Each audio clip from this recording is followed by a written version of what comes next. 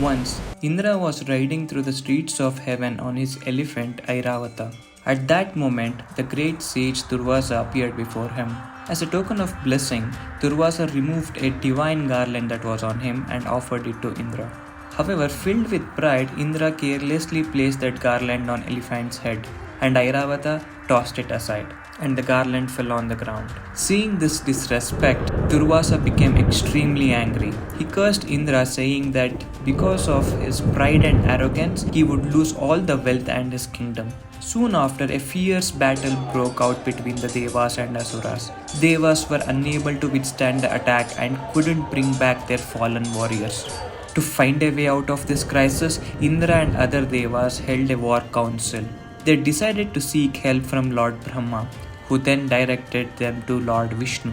After hearing their problem, Vishnu advised the Devas to first make peace with the Asuras and take their help in churning the ocean to obtain Amrutha, the divine nectar that grants immortality.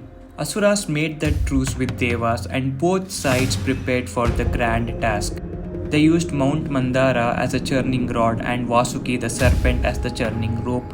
The Devas held Vasuki's tail while the Asuras took the head, thinking it was beneath their dignity to hold the tail.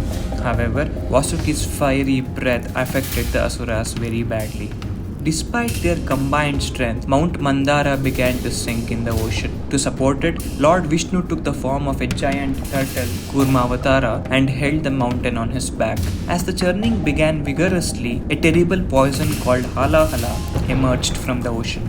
Seeing this, Devas prayed to Lord Shiva for help. He appeared out of compassion, collected the poison in his palms and swallowed it completely. The poison stayed in his throat. From then on, Shiva was known as Nilakanta. After the poison was neutralized, the churning continued.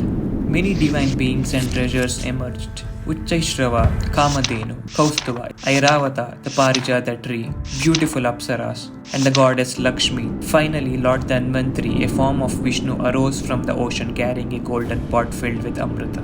As soon as Asuras saw the nectar, they snatched it from Dhanvantari. To save the situation, Vishnu took the form of a beautiful woman, Mohini. Mohini's beauty enchanted the Asuras. Trusting her, they asked her to distribute the Amrita equally. She made Devas and Asuras to sit in a separate rows. While pretending to serve both, she secretly gave the Amritas only to Devas. One Asura named Rahu realized what was happening. He disguised himself as Deva and sat between Surya and Chandra.